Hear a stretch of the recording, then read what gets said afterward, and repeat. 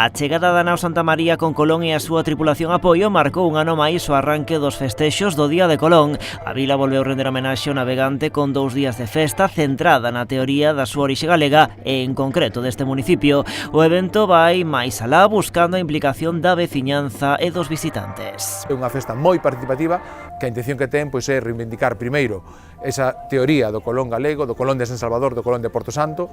Por outro lado, buscar ese desarrollo socioeconómico do noso concello como é no mes de maio para contribuir á hostelería, que moitos deles pois colgaron xa o cartel de completo con eses encargos e reservas de menús para comidas e cenas. Porque salientan dende o concello ese é outro dos grandes piares do evento, cun importante retorno económico e con moitos establecementos hostaleiros de Combarro e do resto do municipio colgando o cartel de completo durante esta fin de semana.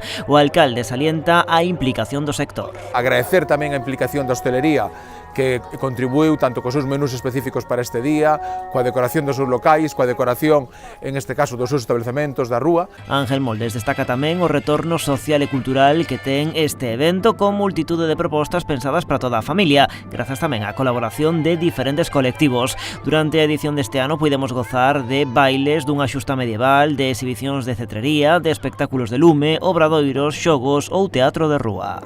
Este ano pois, contamos con artesáns, canteiros, exposicións, traballo en vide, traballo en coiro. Creemos que é unha programación moi completa e por eso o que solicitamos é que todos os veciños veñan, que veñan vestidos de época. O escritor Rodrigo Costolla Santos, autor de Porto Santo, foi o encargado este ano de dar a lectura ao pregón.